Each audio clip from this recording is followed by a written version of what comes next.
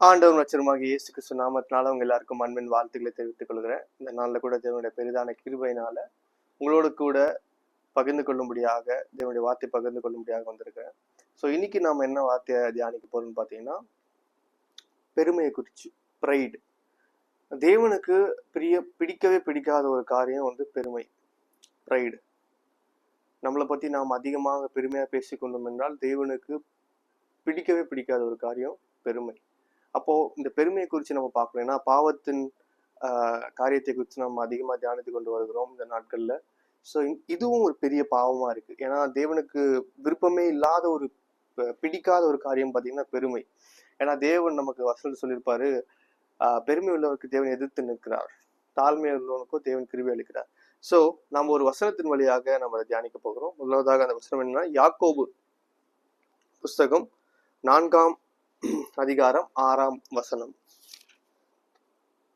அவர் அதிகமாக கிருபை அளிக்கிறாரே, ஆதலால் தேவன் பெருமை உள்ளவர்களுக்கு எதிர்த்து நிற்கிறார், தாழ்மை உள்ளவருக்கோ கிருபை அளிக்கிறார் என்று சொல்லியிருக்கிறது. ஆகையால் தேவனுக்கு கீழ்ப்படிந்திருங்கள், பிசாசுக்கு எதிர்த்து நில்லுங்கள், அப்பொழுது அவன் உங்களை விட்டு ஓடி போவான்.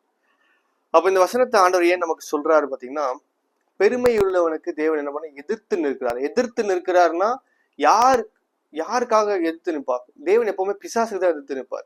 அப்போ பெருமை உள்ளதை ஏன் எதிர்த்து நிற்கிறாரு பாத்தீங்கன்னா, அந்த பெருமை உள்ள குவாலிட்டி யாருதுன்னா பிசாசுடைய குவாலிட்டி. ஏன்னா அவங்க நல்லாவே தெரியும், ஆதியில ஆண்டவர் பிசாசானவனை பரலோகத்திலிருந்து தள்ளது காரணம்னா அவனுக்கு பெருமை உண்டாச்சு. நான் வானத்துக்கு மேல என்னோட சிங்காசனத்தை போடுவேன், தேவனுக்கு மேல்பாக என்னோட சிங்காசனத்தை போடுவேன்னு சொல்லி அவன் பெருமையாய் நினைச்சான். அந்த நொடியிலே அவன் என்ன பண்ணான்? தாழ தள்ளப்பட்டான். அப்போ பெருமை உள்ளவர்களுக்கு தேவன் என்ன பண்ணா? எதிர்த்து நிற்கிறார். அநேக கிறிஸ்தவர்கள் இந்த பெருமை என்ற காரியத்துக்குள்ள விழுந்து கொண்டிருக்கிறார்கள். அவர்களே அறியாமல் அந்த காரியத்தை அவர்கள் சொல்லுகிறது என்ன, செய்கிறது என்ன? நான் கட்டின காரியம், நான் உண்டாக்கின காரியம், அப்படி சொல்லும் பொழுதெல்லாம் தேவன் அவர்களுக்கு எதிர்த்து நிற்கிறார் என்பதை அவர்கள் அறியாம போறாங்க. தேவனுடைய நாமத்தை சொல்லுகிறவர்களாய் வருகிறார்கள் பூமிக்குள்ள, தேவனுடைய வார்த்தையை போதிக்கிறவர்களா இருக்கிறாங்க. பட் ஆனா ஒரு சர்டன் பாயிண்ட்டுக்கு அப்புறம் அவங்க என்ன பண்றாங்கன்னா, அவங்களுக்குள்ள மேட்டுமையான எண்ணம் வருது. இந்த மேட்டுமையான எண்ணம் உள்ள வர வர என்ன ஆகுதுன்னா, அவங்க தேவனுக்கு விரோதமா எதிர்த்து நிற்கலாய் மாறி போறாங்க. ஏன் விரோதமா எதிர்த்து நிற்கிறாங்கன்னா, பெருமை உள்ளவர்களை தேவன் எதிர்த்து நிற்கிறாங்க. அப்புறம் அவங்க தேவனுக்கு ஆப்போசிட்டா ஆட்டோமேட்டிக்கா நிற்கிறாங்க. பிசாசுக்கு அவர்கள் நண்பர்களை மாறிக்கொண்டு போயிடுறாங்க. ஏன்னா எப்போ நாம தாழ்மையா நிக்கிறோமோ அப்பதான் பிசாசை விட்டு நம்ம என்ன பண்ண முடியும்? எதிர்த்து நிற்க முடியும். நாம பெருமை உள்ளவர்கள்னா நம்ம பிசாசோட ஒரு கம்பெனி, ஒரு பார்ட்னரா மாறிடும். ஏன் இந்த பெருமை காரியம் ரொம்ப ஒரு முக்கியமான காரியம் பாத்தீங்கன்னா, ஆதியில பிசாசனம் தள்ளப்பட்டது இந்த பெருமைனாலதான். அதே போல ஒரு முக்கியமான ஒரு விஷயம் இருக்கு. ஆதியில பாவம் செய்தோம். யார் பாவம் செய்தா? ஆதாமும் ஏவலும் பாவம் செய்தாங்க. இதுல ஒரு பெரிய வெளிப்பாடு தேவன் எனக்கு கொடுத்தாரு. அதை நான் உங்களோட கூட பகிர்ந்து கொள்ளும்படியாக வாஞ்சிக்கிறேன். ஆதி ஆகமத்தின் புஸ்தகத்தை நாம் எடுத்துக்கொள்வோம். 3 அதிகாரம் 1 வசனம். தேவனாகிய கர்த்தர் உண்டாக்கின சகல காட்டு ஜீவன்களை பார்க்கிலும் சர்ப்பமானது தந்திரமுள்ளதாய் இருந்தது. அது ஸ்திரீயை நோக்கி, நீங்கள் தோட்டத்தில் உள்ள சகல விருட்சங்களின் கனியை புசிக்க வேண்டாம் என்று தேவன் சொன்னது உண்டோ என்றது. ஸ்திரீ சர்ப்பத்தை பார்த்து, நாங்கள் தோட்டத்தில் உள்ள விருட்சங்களின் கனியை புசிக்கலாம், ஆனாலும் தோட்டத்தில் நடுவே இருக்கிற விருட்சத்தின் கனியை குறித்து தேவன் நீங்கள் சாகாதபடிக்கு அதை புசிக்கவும் அதை தொடவும் வேண்டாம் என்று சொன்னார் என்றாள். அப்பொழுது சர்ப்பம் ஸ்திரீயை நோக்கி, நீங்கள் சாகவே சாவது இல்லை, நீங்கள் இதை புசிக்கும் நாளிலே உங்கள் கண்கள் திறக்கப்படும் என்று நீங்கள் நன்மை தீமை அறிந்து தேவர்களைப் போல இருப்பீர்கள் என்று தேவன் அறிவார் என்றது. இங்க என்ன நம்ம பார்க்க போறோம்னு பாத்தீங்கன்னா, முதலாவதாக ஆண்டவராகிய தெய்வம் நம்மளை படைக்கும் போது அவர் ஆணும் பெண்ணுமா படைக்கிறாரு. படைச்சதுக்கு அப்புறம் அவங்கள பழுகி பெருகுன்னு சொன்னாங்க. இப்போ பாவம் எப்படி உள்ள வரப்போகுதுன்ற ஒரு இதுல ஒரு வெளிப்பாடு இருக்கு. அதை சொல்லிவிட்டு நான் இந்த பெருமைக்குள்ள போறேன். ஏன்னா அதை நம்ம தெரிஞ்சு கொள்ள வேண்டும். இப்போ ஆண்டவர் ஆதாமையும் ஏவாளையும் படைத்ததுக்கு அப்புறம் அவங்க 2 பேரும் பழுகி பெருங்க சொன்னாங்க. அவங்க 2 பேரும் என்ன பண்ணிருக்காங்கன்னா, கணவன் மனைவியாக படிச்சிருக்காங்க. அவங்க கணவன் மனைவியாக படிச்சிருக்கனால இந்த ஆதியாகமம் 2 அதிகாரத்துல பார்த்தோம்னா 24 வசனம். இது நிமித்தம் புருஷன் தன் தகப்பனையும் தன் தாயையும் விட்டு தன் மனைவியோடு இசைந்திருப்பான், அவர்கள் ஒரே சரீரமா இருப்பார்கள். அப்ப இங்க ஆண்டவர் வந்து ஆதாமையும் ஏவாளையும் உண்டு பண்ணும் போது ஒரே சரீரமா இருக்கணும் தான் உண்டு பண்ணாங்க. அப்போ ஒரே சரீரமா இருந்தா அவங்களுடைய எண்ணங்கள் எல்லாம் ஒரே மாதிரியா இருக்கணும், அவங்க எல்லா இடத்துலயுமே ஒன்னா இருக்கணும். ஆனா இங்க பாவம் உள்ள வர்றதுக்கான முதலான ஒரு படி என்னன்னா, ஆதாமும் ஏவாளும் ஒன்னா இல்லாம இருந்தாங்க. நல்லா யோசிச்சு பாருங்க. ஒரு ஒரு ஒரு பாம்பு உள்ள வருது, காட்டு மிருகம் உள்ள வருது, தோட்டத்துக்குள்ள உள்ள வந்து ஏவாள் இடத்துல பேசுது. ஏவாள் இடத்துல பேசும் பொழுது அது பேசின முதல் நாள்லயே வந்து ஏவாளை பாவம் செய்ய வச்சிருக்குமா? நல்லா யோசிச்சு பாருங்க. உங்களுக்கு தெரியாதவங்க ஒருத்தவங்க உள்ள வராங்க, உங்ககிட்ட வந்து பேசுறாங்க. பேசுற முதல் நாள்லயே வந்து உங்களை வந்து மேனிப்புலேட் பண்ணி உங்களை ஏதாவது தப்பான கருத்து செய்ய வைக்க முடியுமா? கண்டிப்பாகவே முடியாது. இது சாத்தியமே இல்லாத ஒரு விஷயம். அப்போ அந்த இடத்துல என்ன ஆகுதுன்னா, ஒரு கான்வர்சேஷன் பில்ட் ஆகுது, ஒரு ஒரு ஒரு ஒரு விதமான ரிலேஷன்ஷிப் பில்ட் ஆகுது. அப்போ ஒருத்தங்க சொல்றத நீங்க செய்யறீங்கன்னா எப்ப செய்ய முடியும்? ஒரே நாள் செய்வீங்களா? கண்டிப்பா ஒரு ஒரு ஒரு லாங் டேர்மா ஒரு ரிலேஷன்ஷிப் ஸ்டார்ட் ஆகுது.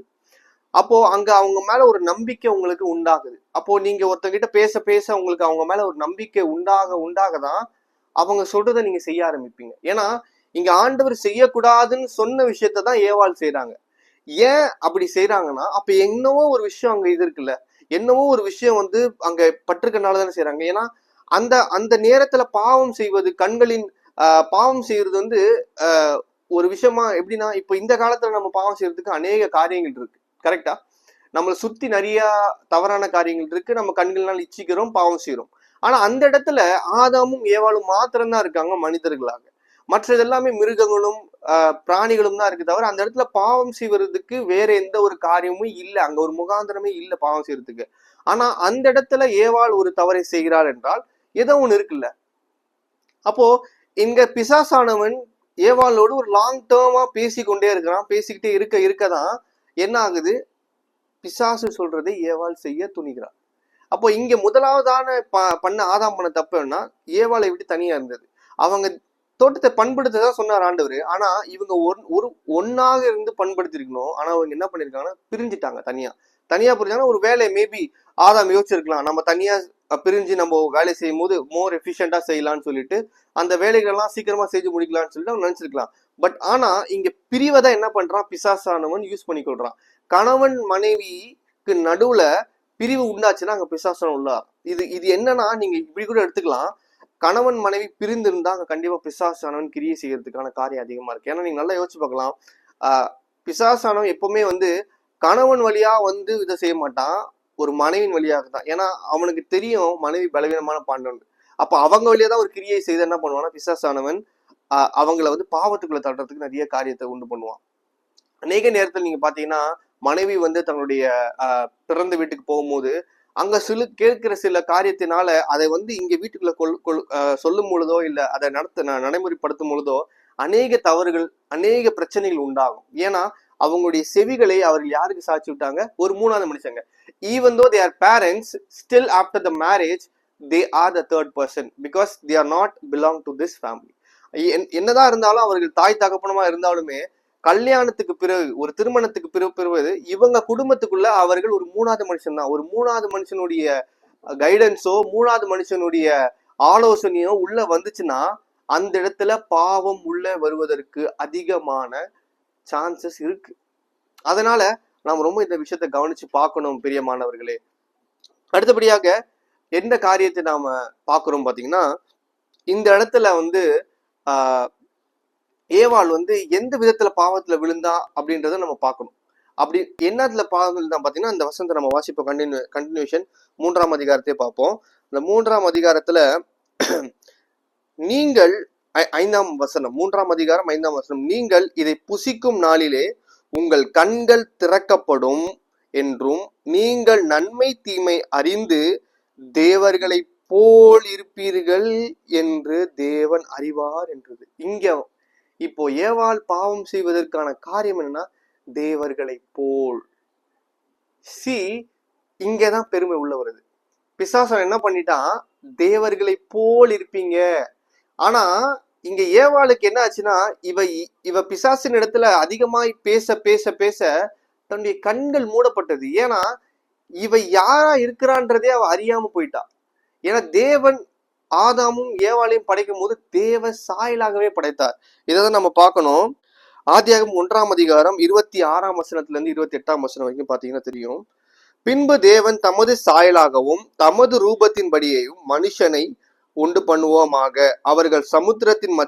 ஆகாயத்து பறவைகளையும் மிருக ஜீவன்களையும் பூமியில் அனைத்து பூமியின் மேல் ஊறும் சகல பிராணிகளையும் ஆழ கடவார்கள் என்றார். தேவன் தம்முடைய சாயலாக மனுஷனை சிருஷ்டித்தார், அவனை தேவ சாயலாகவே சிருஷ்டித்தார். பாருங்க, தம்முடைய சாயலாகவே சிருஷ்டித்தார், அவனை தேவ சாயலாகவே சிருஷ்டித்தார், ஆணும் பெண்ணுமாக அவர்களை சிருஷ்டித்தார். பின்னும் தேவன் அவர்களை நோக்கி, நீங்கள் பலுகி பெருகி பூமியை நிரப்பி அதை கீழ்ப்படுத்தி சமுத்திரத்தின் மச்சங்களை ஆகாயத்து பறவைகளையும் பூமியின் நடமாறுகிற சகல ஜீவ ஜந்துக்களையும் ஆண்டு கொள்ளுங்கள் என்று சொல்லி தேவன் அவர்களை ஆசீர்வதித்தார். இப்போ இந்த பூமியை கீழ்படுத்தினா they want to rule, they have to rule the world, they have to rule the earth. கீழ்படுத்தினா அவங்கள அதை ரூல் பண்றதுக்காக. இன்னொன்னு, அவர்களை தேவ சாயலாகவே படைத்தார். நம்ம யாரோட சாயல படைச்சிருக்கோம்? தேவனுடைய சாயல. இங்க பிசாசர் என்ன சொல்றான்? தேவர்களை போல. இங்க ஏவாளுடைய கண் என்ன மூடப்பட்டுச்சுன்னா, இங்க ஏவாள் வந்து பிசாசின் இடத்துல பேச பேச பேச என்னாச்சுன்னா, தன்னுடைய என்ன சாயல இருக்கிறான் அப்படின்றதையும் மறந்துட்டு தேவ சாயலாக தேவர்களை போல மாறுவீங்கன்னு சொல்லி பிசாசன் சொல்றதை கேட்டு இவ தேவ சாயலா இருக்கிறதே மறந்துட்டான். பிரியமானவர்களே, அநேக நேரத்துல கிறிஸ்தவர்களா இருக்கிற நாமும் தேவ ஊழியத்தை பண்ற நாமும் என்ன பண்ணிடும்னா, நாம எந்த ஆவியை உடையவர்கள் என்பதை மறந்துட்டு உலகத்தானை போல இல்ல பிசாசை போல நான் கட்டின பாபிலோன், நான் கட்டின ராஜ்யம் சொல்லி என்ன பண்ண ஆரம்பிச்சோம்னா உலகத்தை போல மாறிக்கொண்டிருக்கிறோம். தேவனுக்கு பிரியமில்லாத காரியம் என்னன்னா பெருமை. அப்ப அந்த காரியத்தை என்ன பண்றாங்கன்னா ஊழியம் பண்றவங்களுமே சொல்றாங்க, அவங்க ஒரு ஊழியத்தை பண்ணி அதுல பெரிய பெருசா வரும்போது நான் பண்ணின ஊழியம். இங்க நிறைய யோசிச்சு பார்ப்பான். நிறைய வர்ஷிப் லீடர்ஸ் சரி, நிறைய தாளந்தேவடர்கள்லாம் பாத்தீங்கன்னா அவங்க பண்ற வர்ஷிப்னால நிறைய பேர் வந்து தொடப்படுவாங்க. அப்போ அவங்க இடத்துல அநேகர் வந்து உங்களுடைய வர்ஷிப்னால நிறைய தொடப்பட்டது, உங்களோட வர்ஷிப்னால தொடப்பட்டதுன்னு சொல்லும் போது அவங்களுடைய இருத்துல கொஞ்சம் கொஞ்சமா இந்த மேட்டுமன்ற காரியம் உள்ள அப்படியே ஃபீட் ஆகும். எப்படி இந்த பிசாசான எப்படி கொஞ்சம் கொஞ்சமா பேசி பேசி பேசி ஏவாள பாவத்தை செய்ய வச்சாலோ அதே போல கேட்கிற வார்த்தைக்கு அவங்க விசுவாசிகள் தான். அவங்க சொல்லும் போது அது உங்க காதுக்கு என்னவா இருக்குன்னா ஒரு நான்கான ஒரு அப்ரிசியேஷன் மாதிரி தெரியும். ஆனா அது என்ன பண்ணும், உங்களோட இருதயத்துல அந்த மேட்டுமன்ற ஒரு காரியத்தை உங்க இருதயத்துக்குள்ள ஃபீட் பண்ணிக்கிட்டே இருக்கும். ஃபீட் பண்ணி பண்ணி பண்ணி பண்ணி ஒரு சர்டன் பாயிண்ட்டுக்கு அப்புறம் நீங்க வந்து அங்க வர்ஷிப் பண்ணாதான் அங்க பெரிய காரியம் நடக்கும்ன்ற அளவுக்கு உங்களுடைய எண்ணம் மாறி அந்த இடத்துல தேவனுக்கு கொடுக்க வேண்டிய கணத்தை கொடுக்காம உங்களுக்கு கொடுக்க வேண்டிய கணத்தை நீங்க கொடுக்க ஆரம்பிச்சது. இது எப்ப நடக்குதோ தேவன் உங்களை எதிர்த்து இருப்பார். நீங்க எந்த ஊழியம் பண்ணாலுமே சரி, அது தேவன் கொடுத்த கிருபை. புரியுதுங்களா? நீங்க ஜஸ்ட் ஒரு மண்ணாக படைக்கப்பட்ட நாமவே இந்த அளவுக்கு பண்ணிப்போம்னா நம்மளை படைச்ச தேவன் எந்த அளவுக்கு வைராகியம் உடையவரா இருப்பாரு, அவர் எந்த அளவுக்கு மேட்டுமை உள்ளவரா இருப்பாரு. அவரே தன்னை தாழ்த்தி இந்த பூமியில வந்திருக்காருங்க. மனுஷனா அவர் இந்த பூமியில பெறப்படுக்கும் பொழுது தன்னை தாழ்த்தி, அவர் ராஜா வர வேண்டியது தன்னை தாழ்த்தி ஒண்ணுமே இல்லாத ஒரு மனுஷனா வந்து இந்த பூமியில சுவிசேஷத்தை சொல்லி அவர் மறிச்சு போனாரு. ஏன்னா மேட்டுமை இருக்கக்கூடாது, தேவனுக்கு முன்பதாக யாருமே மேட்டுமை காட்டக்கூடாது. அதனாலதான் தன்னை தாழ்த்தி வந்தாரு. ஆனா இங்க அவருடைய சிருஷ்டிப்பா இருக்கிற நாம அவர் கொடுத்த ஊழியத்தை செய்யும் பொழுதே நமக்கு இந்த அளவுக்கு மேட்டுமை வந்துச்சுன்னா நம்ம எந்த அளவுக்கு துணிகரமா பாவத்தை செய்து கொண்டிருக்கிறோம். கண்களினால இச்சிக்கிறது ஒரு பாவம், நாவினால் பேசுறது ஒரு பாவம்னா அதை காட்டிலும் மேட்டுமையானது பெரிய பாவம். ஏன் மேட்டுமையானது ஒரு பெரிய பாவம்னா தேவன் அவர்களை எதிர்த்து நிற்கிறார். என்ன நல்லா யோசிச்சுக்கோங்க. நீங்க கண்களால் செய்யற பாவத்துல ஆண்டவர் மன்னிப்பார், நாவினால செய்யற பாவத்துக்கு மன்னிப்பு இருக்கு. ஆனா உங்ககிட்ட மேட்டுமைன்னு ஒரு விஷயம் இருந்துச்சுன்னா உங்களை தாழ தள்ளி போட்டுவார். ஏன்னா பிசாசானம் தள்ளப்பட்டதுக்கான காரணமே மேட்டுமை. நீங்க நல்லா பாத்தீங்களா, பிசாசானம் விழுந்ததுன்னா மேட்டுமையிலதான் விழுந்தான். இப்போ ஏவாளை வில்ல வச்சது என்னன்னா அதே மேட்டுமையிலதான். தேவர்களை போலன்னு சொல்லிட்டான். ஆக்சுவலா ஏவாளும் ஆதாமும் தேவ சாயலாகவே இருக்காங்க, அவர்கள் தேவனை போலதான் இருக்கிறாங்க. அதை மறந்துட்டு இவன் என்ன சொல்றான், நீங்க தேவர்களை போல, அது என்னன்னா நகல், ஒரு போட்டோ காப்பி மாதிரி இருப்பீங்கன்றான். அதுக்கு ஏவாள் விழுந்துட்டா. விழுந்தவன என்ன பண்ணா, பாவத்தை செய்தால் அந்த இடத்துல அந்த தேவ சாயல் அவங்க விட்டு போச்சு. புரியுதா? அப்போ அநேக நேரத்துல நாம தேவனுடைய ஆவியை பெற்றவர்கள் அநேக நேரத்துல நம்ம என்ன பண்றோம்னா நம்மளுடைய சுய பெருமையினால இந்த பாவத்தை செய்து தேவ சாயலை இழந்து விட்டுறோம், தேவனுடைய பிரசன்னை இழந்து விட்டுறோம். எவன் ஒருவன் தேவனுடைய ஆவியை உடையவனா இருக்கானோ தன்னை தாழ்த்துவான், தன்னை தாழ்த்தி தேவனுடைய சமூகத்துல ஒப்பு கொடுப்பான். ஏன்னா ஆவியானவர் சொல்லி கொடுப்பாரு அதை. எவனிடத்துல தேவனோட ஆவி இல்லையோ அவன் தான் இந்த பெருமையை காட்டுவான். அப்போ தேவன் என்ன பண்றாரு, பெருமையானவர்களுக்கு எதிர்த்து நிற்கிறார். அப்ப இந்த காரியத்தை நம்ம ரொம்ப கவனமா பார்த்து நடக்கணும் பிரியமானவர்களே. தேவனுடைய சித்தத்தை செய்கிறதா இருக்கணும். ஏன் சித்தத்தை செய்கிறதா இருக்கணும்னா நல்லா யோசிச்சு பாருங்க. ஒரு வசனம் இருக்கு, இது ரொம்ப அழகான ஒரு வசனம். இது ஆண்டர் படிக்கும் போது ஆண்டர் வெளிப்படுத்தினார். ஆதியாகமம் 2ஆம் அதிகாரம் 22ஆம் வசனம் 23ஆம் வசனம். தேவனாகிய கர்த்தர் தாம் மனுஷனிலிருந்து எடுத்த விலா எலும்பை மனுஷியாக உருவாக்கி அவளை மனுஷனிடத்துல கொண்டு வந்தார்.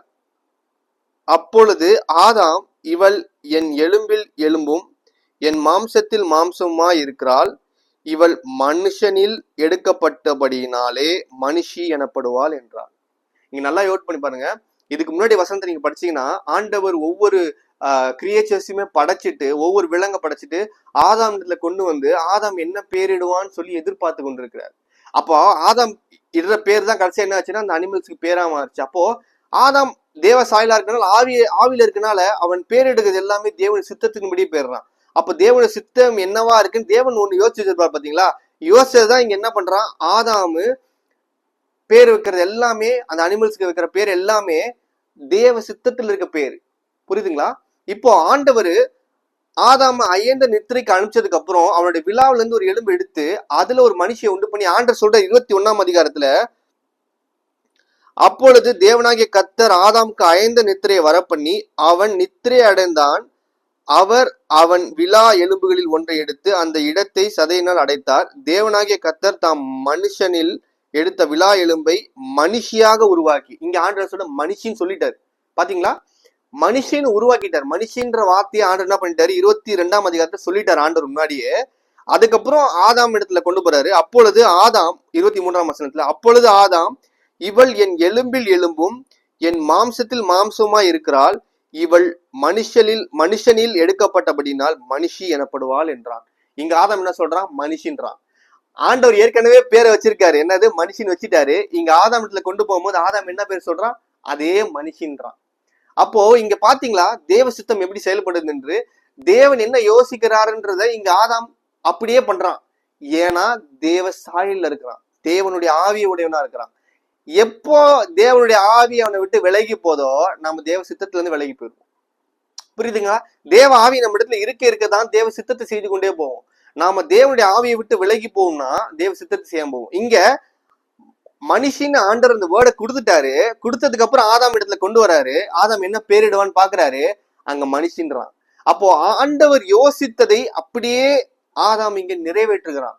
அப்படிப்பட்டவர்களே தேவன் எதிர்பார்க்கிறார் பிரியமானவர்களே. அவருடைய ராஜ்யத்துக்கு அவர் நினைக்கிறதை இந்த பூமியில செய்வர்களை தான் எதிர்பார்க்கிறாரு. பெருமையை ஏன் எதிர்த்து நிற்கிறார்னா, தேவன் பெருமை காட்டுவது அல்ல, அவர் காட்டுவது அல்ல. ஏன்னா இந்த பூமியில இருக்கும்போது அவர் பெருமையா இல்ல, அவர் தாழ்மையா இருந்தாரு. தம்முடைய சீஷருடைய பாதத்தை கழுவினாரு. அவ்வளவு பெரிய உலகத்தை படைத்த தேவன், சகல ஜீவ ஜந்துக்களும் படைத்த தேவன் சீஷருடைய காலை கழுகுறாருன்னா, அவர்னால் உண்டாக்கப்பட்ட நாம எவ்வளவு கீழே இருக்கணும். நம்ம தூசிக்கு கூட ஒப்பானது கிடையாதுங்க. யோவான் ஸ்நானகர் போய் சொல்றாரு, ஆண்டவர் வந்து ஞானஸ்தானம் வரணும்னு சொல்றாரு, உங்களுடைய பாதத்தின் உங்களுடைய காலில் இருக்க பாதத்துல இருக்க செருப்பின் அந்த அந்த அந்த கயிறு அவுக்கிறதுக்கு கூட நான் பாத்திரவான் இல்லைன்றாரு. ஏன் சொல்றாருன்னா, தாழ்த்துறாரு யோவான் தன்னை. அதனால தேவன் சொல்லி எனக்கு இப்ப இடம் கொடுன்றாரு. தன்னைத்தான் தாழ்த்துக்கிறவன் உயர்த்தப்படுவாங்க, தன்னைத்தான் உயர்த்துக்கிறவன் தாழ்த்தப்படுவான். பிரியமானவர்களே, இந்த மாதிரி ஒரு எண்ணத்தை கொடுக்கல நீங்க இருந்தீங்கன்னா தயவு செஞ்சு ஆண்டுடைய நாமத்தினால நீங்க மாற்றிக்கொள்ளுங்க. ஏன்னா இது தேவனுக்கு சுத்தமா பிடிக்கவே பிடிக்காத ஒரு காரியம். தேவனுக்கு பிரியமில்லாத காரியம் பெருமை. இந்த பெருமைன்ற ஒரு விஷயத்த நீங்க என்ன பண்ணக்கூடாது, வச்சுக்கவே கூடாது. அடுத்தபடியாக நம்மளுடைய முன்மாதிரியாக ஆண்டவர் இயேசு கிறிஸ்து இந்த பூமியில இருக்கும்போது எப்படி இருந்தாருன்றதை நம்ம பார்க்க போறோம். அவர் தாழ்மையா இருந்தாருன்னு தெரியும். ஆனா ஆதியில ஆதாம் ஒரு சோதனையில விழுந்தால அதே போல பிந்தின ஆதாம் அதே மாதிரி ஒரு சோதனை வருது. ஆனா அது எப்படி ஜெயிக்கிறாரு நீங்க பாருங்களேன். மத்தேயு 4ஆம் அதிகாரத்தை பார்த்தோம்னா நமக்கு தெரியும். மத்தேயு 4ஆம் அதிகாரம் 1, 2, 3, 4 வசனம்.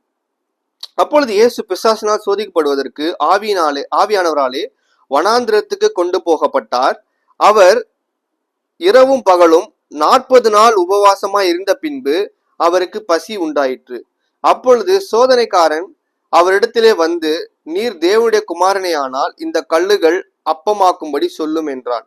அவர் பிரதியுத்தரமாக, மனுஷன் அப்பத்தினால் மாத்திரமல்ல, தேவனுடைய வாயிலிருந்து போடப்பட்ட ஒவ்வொரு வார்த்தையினாலும் பிழைப்பான் என்று எழுதியிருக்கிறது என்றார். இங்க முதல்ல டெஸ்ட் பண்ணா மாம்சத்தின் இச்சை.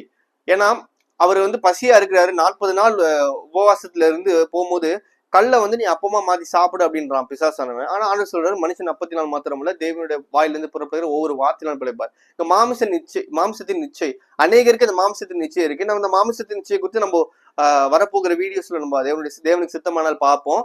மாம்ச இச்சை முதலாவது டென் பண்றதுன்னா மாம்சத்தின் இச்சை. அடுத்தபடியாக 5ஆம் வசனம் 6ஆம் வசனத்தை பாத்தீங்கன்னா, அப்பொழுது பிசாசன் அவரை பரிசுத்த நகரத்திற்கே கொண்டு போய் தேவாலயத்துக்கு உப்பரிகையின் மேலே அவரை நிறுத்தி, நீர் தேவனுடைய குமாரனே ஆனால் தாள குதியும், ஏனெனில் தம்முடைய தூதர்கள் உம்மை குறித்து கட்டளிடுவார், உம் பாதம் கல்லிடாதபடிக்கு அவர்கள் உம்மை கைகளில் ஏற்றி கொண்டு போவார்கள் என்பதான் எழுதுகிறது என்று சொன்னார். அதற்கு இயேசு, உன் தேவனாய் கர்த்தர் பரீட்சை பாராதிருப்பாயாக என்று எழுதுகிறது என்றார். இப்போ அடுத்த டெஸ்ட் என்ன பாத்தீங்கன்னா, இங்கதான் பெருமை வருது. நமக்கு எல்லாருக்குமே தெரியும் ஆண்டவராகிய தேவன் யாருன்றது. இயேசு கிறிஸ்து தம்முடைய ஒரே குமாரன், தேவனுடைய ஒரே குமாரன். அவர் நினைச்சாரு என்ன வேணா பண்ண முடியும். கரெக்டா? அவர் வந்து கீழே குதிச்சாருன்னா தேவத்துல வந்து கூட்டிட்டு போக முடியுமா? முடியாதா? கண்டிப்பா முடியும். ஆனா இங்க பிசாசு என்ன பண்றாரு? அதை தான் பண்ண வைக்கிறான். நீங்க தேவனுடைய குமாரனே ஆனால் நீங்க வந்து கீழே விழுங்க, அவர் தான் வந்து கூட்டிட்டு போவாரு அப்படின்ற. அப்ப இங்க தனக்கு கொடுக்கப்பட்டிருக்க ஸ்தானத்தை அவர் கிராண்டடா எடுத்துக்கல, பெருமையை காட்டல. தேவன் என்னுடைய தகப்பன் தான் சொல்லி அவர் என்ன பண்ணல, கிராண்டடா எடுத்துக்கல. என்ன பண்றாரு? தன்னை தாழ்த்தி என்ன பண்றாரு? உன் தேவனாகிய கர்த்தரை என்ன பண்ணு, பரீட்சை பாராதிருப்பாயாகன்றாரு. ஏன் பரீட்சை பார்க்கணும்? எனக்கு தெரியும் நான் கூப்பிட்டு அவர் வருவாரு, ஆனா நான் அவரை டெஸ்ட் பண்ண போறது இல்லை. ஏன்னா நான் என்னை தாழ்த்துக்கிறேன். நான் கூப்பிட்டா வருவாரு, ஆனா என்னை தாழ்த்துக்கிறேன். அவருக்கு அந்த நேரத்துல கூட தாழ்த்தணுன்ற ஒரு காரியத்தை அவர் என்ன பண்ணிருக்காரு, அங்க வச்சிருக்காரு. ஏன்னா பெருமை அநேகருக்குள்ள என்ன வரும், இந்த ஊழியம் பண்றவங்களுக்குள்ள அந்த பெருமை வரும். தேவனுடைய வார்த்தை அவங்களுக்கு வர ஆரம்பிச்சுன்னா உடனே பெருமை வந்துடும். தேவன் இடத்துல பேச ஆரம்பிச்சுட்டாரு, தேவன் இடத்துல தீர்க்கதரிசனம் சொல்ல ஆரம்பிச்சுட்டாரு. ஒரு பெருமை வந்த உடனே என்ன பண்ணுவாங்கன்னா, அவங்களுடைய போக்கின்படி அவர் நடந்து கொள்வாங்க. ஒரு இடத்துல ஊழியத்துக்கு கூப்பிடுறாங்கன்னா அந்த இடத்துல அவங்க நேரத்துக்கு போறத தவிர்ப்பாங்க. அவங்களுக்கு ரொம்ப கம்ஃபர்டபுளா இருக்குன்னு நினைப்பாங்க. ஏன்னா தேவனுடைய வார்த்தை அவர்கிட்ட வருங்க, அது கிராண்டடா எடுத்துக்கிறாங்க. அதை தான் தேவன் வெறுக்கிறார். அதுவும் ஒரு பெருமை, ஆவியில உண்டாக்குற பெருமை. அந்த பெருமையை தேவன் அடியோடு வெறுக்கிறார். இங்க ஆண்டவர் உபவாசத்துல இருந்து சோதிக்கப்படும் போது கூட தன்னை தாழ்த்தி வைக்கிறது காரணம் என்னன்னா, அதை அவர் கிராண்டடா எடுத்துக்கல. அவர் தேவனுடைய குமாரனே ஆனாலும் அதை அவர் கிராண்டடா எடுத்துக்கல. ஏன் எடுத்துக்கலன்னா, அது அவருக்கு தேவையில்லை. ஏன்னா அந்த பூமியில இருக்கும்போது தன்னை தாழ்த்தணும், அவர் என்ன பண்ணுனா ஒரு எக்ஸாம்பிளா காட்டணுன்றதுக்காக. ஏன்னா இதே இதுலதான் ஏவாள் விழுந்தா, தேவர்களை போல அப்படின்ற சொன்ன வார்த்தைக்கு விழுந்தா. இங்க அவர் தேவனா இருந்தாலும் இங்க பாவத்துல விழாம இருக்கிறது காரணம் என்னன்னா, அவர் தன்னை தாழ்த்தினார். அப்போ ஊழியக்காரனா இருக்கீங்க, தேவனுடைய வார்த்தையை போதிக்கிறீங்க, தேவனுடைய சித்தத்தை செய்து கொண்டிருக்கீங்க அப்படின்னு சொல்லிட்டு நீங்க அநேகர் இருக்கலாம். பட் ஆனா அந்த இடத்துல உங்களுக்கு ஆவியில பெருமை வருதுன்னா, நீங்க தயவு செஞ்சு சொல்றேன், நீங்க தப்பான ட்ராக்ல இருக்கீங்க. உங்களை நீங்க மாற்றிக்கொள்ளுங்க. ஏன்னா நீங்க தேவனுடைய வார்த்தையை கேட்கறது கூடவே தேவனுடைய கிருபை. அவர் சித்தம் இல்லாமல் நீங்க செய்யவே முடியாது. அவர் உங்க இடத்துல பேசுறாருன்னா, நீங்க பரிசுத்தமான்றதுக்காக அவர் உங்ககிட்ட பேசல, அவர் மூலியமாக நீங்க செய்ய வேண்டிய காரியம் இருக்கு. ஆதியில உங்க இடத்துல இருக்க இந்த அன்பும் தாழ்மையும் தான் அவர் உங்க இடத்துல பேச வச்சிருக்கோம். ஆனா நீங்க அதை கிராண்டடா எடுத்துட்டு உங்களுடைய இஷ்டத்துக்கு படி நீங்க உங்களுடைய மாம்சத்துக்கு படி செஞ்சுட்டு இருந்தீங்கன்னா அவர் உங்களை எதிர்த்து நிற்பார். ஆவியில எளிமை உள்ளவன் பாக்கியவான். நீங்க எளிமையா இருந்தீங்கன்னா மட்டும்தாங்க தேவன் உங்களோட கூட பேசுவாரு. அதுக்கப்புறம் எப்படி இருக்கும்னா, ஒரு ஃபேன் எடுத்துட்டீங்கன்னு வச்சுக்கோங்களேன், நீங்க ஆன் பண்ணிட்டு ஆஃப் பண்ணி விட்டுட்டீங்கன்னா அந்த ஃபேன் சுத்திட்டே இருக்கும். அது சுத்துறதுனால அதுல கரண்ட் பாஸ் ஆயிட்டு இருக்குன்னு அர்த்தம் கிடையாது. அதே போலதான் ஆவியான உங்களை விட்டு வெளியே போனதுக்கு அப்புறம் கூட நீங்க வார்த்தையா போய் சொல்லிட்டு இருந்தீங்கன்னா, அது ஆவியானோட வார்த்தை நினைச்சுக்காதீங்க, அது உங்களோட மாம்சத்துல இருந்து வர வார்த்தை. ஏன்னா நீங்க எடுத்திருக்க வார்த்தை நிறைய பேர் என்ன பண்ணுவாங்கன்னா, ஆவியான தங்களை விட்டு விலகி போனது கூட தெரியாம ஊழியம் பண்ணிக்கிட்டே இருப்பாங்க. அதனால நீங்க தேவனுடைய ஞானத்துல இருந்து பேசுறீங்க, தேவ ஆவில இருந்து பேசுன்னு நினைச்சிடாதீங்க. தேவன் உங்களோட இருக்கும் போது அந்த வெளிப்பாடே வேற மாதிரி இருக்கும். தேவன் உங்களை விட்டு விலகி போயிட்டாருன்னா அந்த காரியம் வந்து அப்படியே டிஃபரன்ஷியேட் பண்ணும். அங்க ஆண்டோடைய மகிமை, ஆண்டோடைய பிரசன்ஸ் அங்க இருக்கவே இருக்காது. அதனால அந்த ஆவியில எளிமையா இருக்கிறத தயவு செஞ்சு கத்துக்கொள்ளுங்க பிரியமானவர்களே. தேவன் உங்களை ஊழியத்துல வச்சிருந்தா கூட நீங்க உங்களை தாழ்த்தி எந்நேரமும் தாழ்த்தி வைங்க. ஏன்னா அந்த பெருமையை ஆண்டவர் விரும்பவே மாட்டாரு. ஏன்னா அப்படி பெருமை காட்டுறவனை ஆண்டவர் என்ன பண்ணுவாருன்றது வேதத்துல ஆண்டவர் காட்டியிருக்கிறாரு. அப்போஸ்தலர் 12ஆம் அதிகாரம் 21 22 23. குறித்த நாளில் ஏரோது ராஜவஸ்திரம் தரித்து கொண்டு சிங்காசனத்தின் மேல உட்கார்ந்து அவர்களுக்கு பிரசங்கம் பண்ணினான். அப்பொழுது ஜனங்கள், இது மனுஷ சத்தம் அல்ல, இது தேவ சத்தம் என்று ஆர்ப்பரித்தார்கள். அவன் தேவனுக்கு மகிமை செலுத்தாதபடினால் உடனே கர்த்தருடைய தூதன் அவனை அடித்தான். அவன் புழுத்து இருந்தான். இங்க பாத்தீங்கன்னா, உங்களை யார் தூக்கி விடுவாங்கன்னா விசுவாசிங்க தாங்க. நீங்க நல்ல வர்ஷிப் பண்ணீங்கன்னா, நீங்க நல்ல பிரசங்கம் பண்ணீங்கன்னா சொல்லுவாங்க, பாஸ்டர் உங்களுடைய பிரசங்கம் ரொம்ப அருமையா இருந்துச்சு பாஸ்டர்.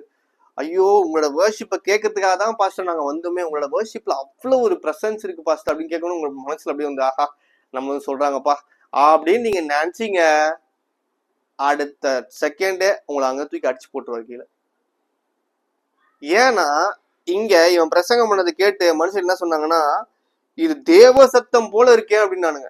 இது மனுஷ சத்தம் அல்ல, இது தேவ சத்தம் என்று ஆர்ப்பரித்தார்கள். கேட்ட உடனே அவனுக்கு என்ன ஆச்சுன்னா, அடுத்த நேரமே தேவனுக்கு மகிமை செலுத்தாம போனாலும் என்ன ஆச்சுன்னா, தேவதூதன் வந்து அடிச்சான், புழுத்து செத்தானாம்.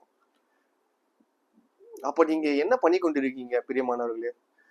பெருமையை காட்டுறீங்களா? அவங்க கிட்ட இருக்க தாளந்தெல்லாம் வந்து ஏதோ நீங்க ஹார்ட் ஒர்க் பண்ணி ட்ரெயின் பண்ணி வந்தனால நினைச்சிட்டு இருக்கீங்களா? நீங்க ஹார்ட் ஒர்க் பண்ணி ட்ரெயின் பண்ணினாலும் வந்ததுதான். ஆனா அதை கொடுத்ததும் என் தேவனாகிய கர்த்தரே. நீங்க நல்லா பாடுறீங்களா? அது உங்களுடைய பிராக்டிஸ்னாலே, உங்களுக்கு குரல்னாலே இல்ல, அது தேவ கிருபை. நீங்க நல்லா நடனம் ஆடுறீங்களா, நல்லா விளையாடுறீங்களா, ஓடுறீங்களா, எல்லாம் பண்றீங்களா, அது தேவன் கொடுத்த கிருபை. நீங்க பண்ற பிராக்டிஸ்னால வர காரியம் இல்ல. அநேகருக்கு பிராக்டிஸ் பண்ணி கூட கிடைக்காம போயிருக்கு. ஆனா அது உங்களுக்கு கிடைச்சிருக்குன்னா அது தேவ கிருபை. புரியுதுங்களா? எல்லாருமே பாடகனா இருக்கானா? இல்ல. எல்லாருமே நடனம் பண்றவனா இருக்கானா? இல்ல. எல்லாருமே விளையாட்டுல வல்லுவனா இருக்கானா? இல்ல. யார் யாருக்கு எது தாரலுமோ அதை தேவன் கொடுத்திருக்காரு. புரியுதுங்களா? உங்களோட கைகளில 5 விரலும் ஒரே இது மாதிரி இல்ல. உங்களோட ரேகை ஒரே மாதிரியா இருக்கு. அப்போ அதையே அவர் டிஃபரன்ஷியேட் பண்ணும்போது ஒவ்வொரு மனுஷனும் ஆண்டவர் தானே யூனிக்கா படைச்சிருக்காரு. அது படைச்சிருக்கிறதும் தேவனுடைய கிருபையே. அத மைண்ட்ல உங்க மனசுலயும் உங்க மைண்ட்லயும் ஏத்திக்கணும். தேவன் உங்களுக்கு ஒரு விஷயத்த கொடுத்திருக்கிறாருன்னா அது தேவ கிருபை தான். தேவ கிருபை இல்லாமல் நீங்கள் எதையுமே பெற்றுக்கொள்ள முடியாது. எதையுமே கிராண்டடா கொண்டு போட முடியாது. தேவ கிருபை தாங்க. தேவ கிருபை இல்லைன்னா ஒண்ணுமே இல்ல. அவ்வளத்தையும் படைச்ச, அவ்வளத்தையுமே படித்த பவுல் சொல்றான்னா தேவ கிருபை. நான் நிற்பதும் நிர்மூலமாகாமல் இருப்பதும் தேவ கிருபைன்றான். ஏன்னா அவர் கிருபை இல்லாமல் நாம் ஒன்றையுமே செய்ய முடியாது. அதனால கவனிச்சு நீங்க இதை யோசிக்கணும் பிரியமானவர்களே. நாம் இந்த நிலையில இருக்கோமா, தயவு செஞ்சு இப்பவே நாம் மனம் திரும்பணும். ஏன்னா இதற்கு அப்புறம் தேவன் எதிர்த்து நின்னுட்டாருன்னா அதுக்கப்புறம் அவருக்கு முன்னாடி யாராலுமே நிக்க முடியாதுங்க. சில பேர் என்ன பண்ணுவாங்கன்னா, தாழ்மையில கூட ஒரு பெருமை இருக்கும்.